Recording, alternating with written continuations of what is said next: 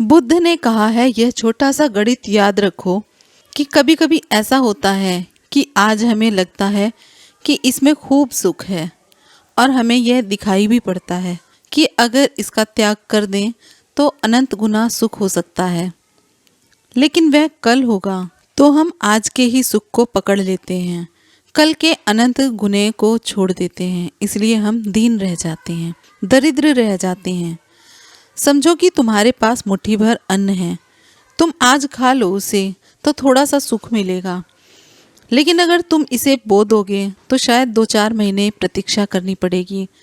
लेकिन ये भी है कि फसल बड़ी पैदा होगी, शायद साल भर के लिए लायक भोजन पैदा हो जाए। तो बुद्ध कहते हैं, बुद्धिमान कौन है? बुद्धिमान वह है जो अल्प को छोड़ के विराट को उपलब्ध करने में लगा रहता है, जो जीवन के आत्यंतिक गणित पर सदा ध्यान रखता है कि जो मैं कर रहा हूँ इसका अंतिम फल क्या होगा। सिर्फ आज का ही सवाल नहीं है, इसका अंतिम परिणाम क्या होगा।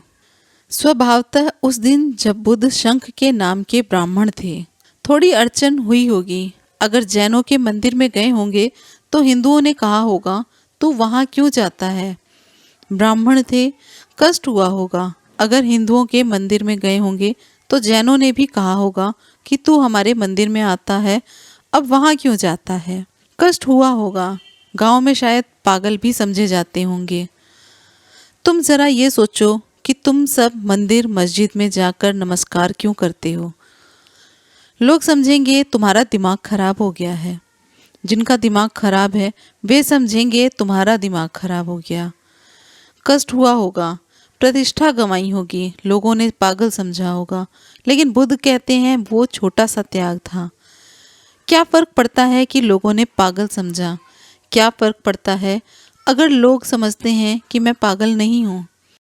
कुछ भी फर्क नहीं पड़ता था। लेकिन उसका जो परिणाम हुआ व्यापक है। जब गंगा पैदा होती है तो बूंद बूंद पैदा होती है, गोमुख से गिरती है गंगोत्री। तुम अपनी मुट्ठी में संभाल ले सकते हो, फिर रोज बड़ी होती जाती है, बड़ी होती जाती है। जब गंगा सागर में गिरती है तब तुम विश्वास भी नहीं कर सकोगे कि ये वही गंगा है जो गोमुख से गिरती है, जो गंगोत्री में बूंद बूंद टपकती है, जिसको तुम मुट्ठी में बांध कर ले सकते हो। ये वही गंगा है, पहचान ही नहीं आती। बीज छोटा, वृक्ष बहुत बड़ा हो जाता है। बुद्धिमान व्यक्ति अल्प सुख को छोड़ता चले महासुख के लिए। छोटे को ना पकड़े, क्षुद्र को ना पकड़े, विराट पर ध्यान रखे। दूसरों को दुख देकर जो अपने लिए सुख चाहता है, वह वैर के चक्र में फंसा हुआ व्यक्ति कभी वैर से मुक्त नहीं होता।